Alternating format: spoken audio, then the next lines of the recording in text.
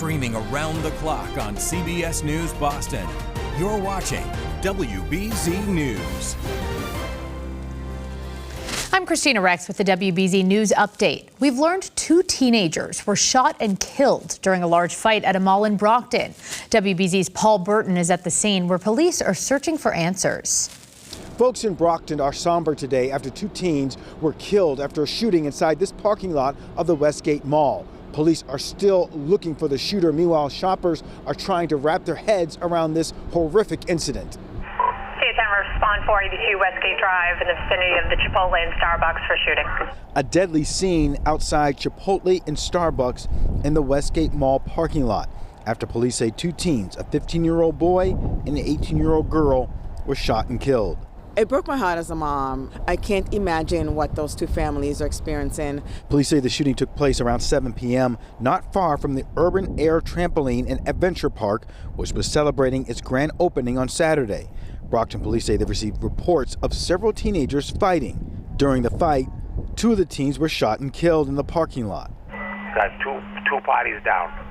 Several witnesses could be seen sitting inside Chipotle while officers investigated outside. Eventually, police let the people out of the restaurant, and cars that were in the parking lot were allowed to leave.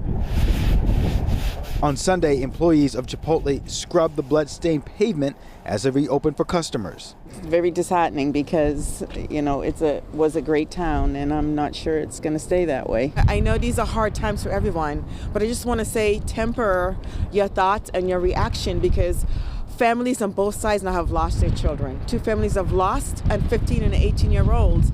The shooting remains under investigation by Brockton police in the Plymouth County DA's office. Anyone with information is asked to contact police. So far, no arrests have been made. In Brockton, I'm Paul Burton, WBZ News. We are under a next weather alert for a messy mix of snow and rain tomorrow, and this is hitting right in the middle of the morning commute. WBZ meteorologist Lexie O'Connor has the timing of it all.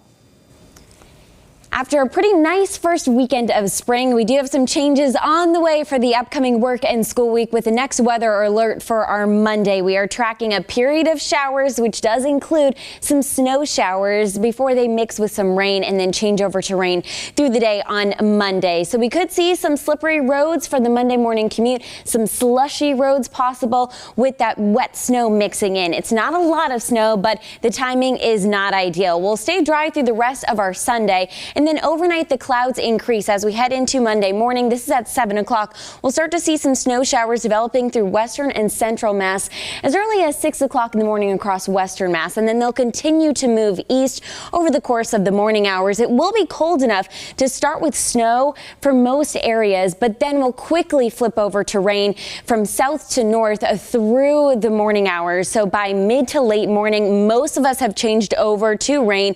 The wintry mix and snow lingering longest in the higher elevations late Monday morning. And then by the afternoon, we're looking at rain. Some downpours are possible. Still some rain through the evening commute, but as we head through the evening by around 7, 8 o'clock, the rain pushes off to the east and we'll see clearing skies as we head into Tuesday.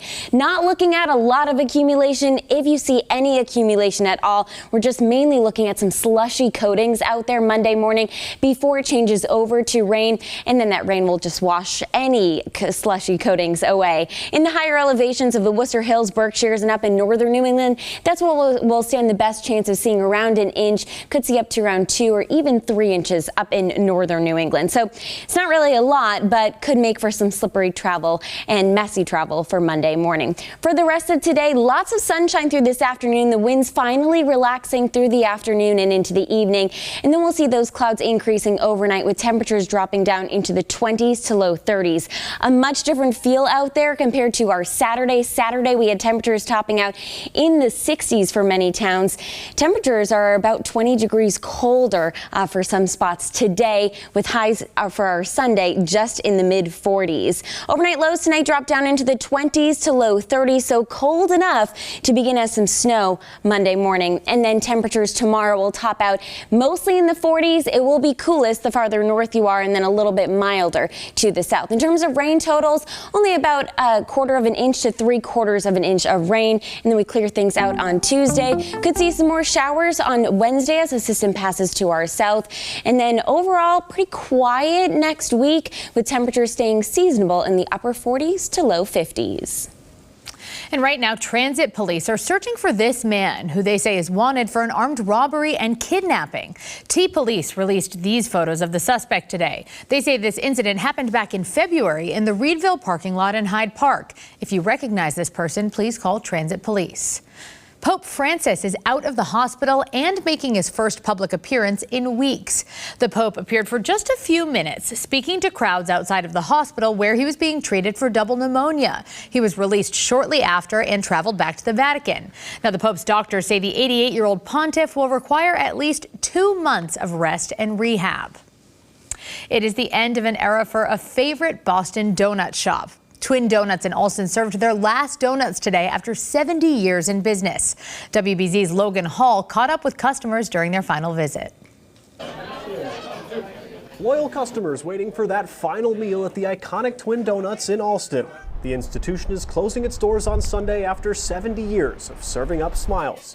Regulars at the restaurant say this place means so much to the community. See lovely faces, see the wonderful couple and their family that owns this place, and, you know, sit down and have a meal without feeling like they're going to have to skip a grocery bill to afford breakfast out once a week. We're all musicians, and we're often finding ourselves hungover on a Sunday morning after a show. And the only thing I really want after a show is a double bacon, egg and cheese on a croissant from Twin Donuts and a nice coffee with too much sugar. But it might not be the end of the Allston location. There is currently a petition picking up speed to keep the legendary Twin Donuts sign. In Allston, Logan Hall, WBZ News. Right now, firefighters are racing to contain this wildfire burning in New Jersey. The fire started in a state park near Philadelphia and quickly spread to nearly 2,000 acres. This video shows what crews are up against. So far, that fire is only 50% contained. The Harvard women's basketball team is bounced from the Final Four.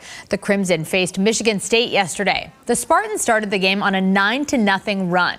It was only a 5-point game at the half, but the Spartans were able to stay out front. Harvard loses 64-50. The Crimson finishes the season with a 24-5 record. Brookline native Conan O'Brien is set to receive the most coveted award in comedy. The John F. Kennedy Center for the Performing Arts is awarding Conan the Mark Twain Prize for American Humor. The center says the Brookline native is being recognized for his 4 decades working in comedy, including stints as a writer for Saturday Night Live, The Simpsons, and his years as a late-night talk show host. The program will include acts from several comedians. It'll premiere exclusively on Netflix.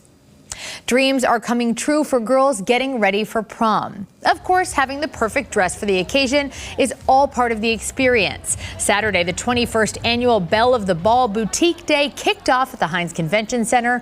Nearly 2,000 high school students got to shop for their prom dresses after New England's largest prom dress drive. Jordan's Furniture teamed up with Anton's Cleaners and Enterprise Bank to make sure no one misses out on having that special day. Almost 4,000 dresses here to pick from.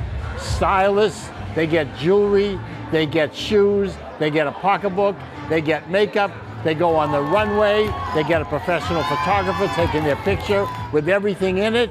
It's the best day, and these girls, once they put the dress on, they don't want to take it off. It's so exciting, and it's just a real feel-good day. Belle of the Ball started back in 2005. Since that time, more than 7,300 girls have been outfitted. Well, the Jonas Brothers are returning to Boston's historic Fenway Park as part of their 20th anniversary tour this summer.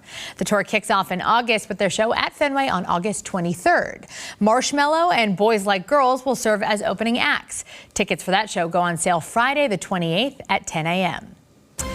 The news continues streaming on CBSNews.com/Boston. If you're watching on YouTube, make sure to like and subscribe. Have a great day.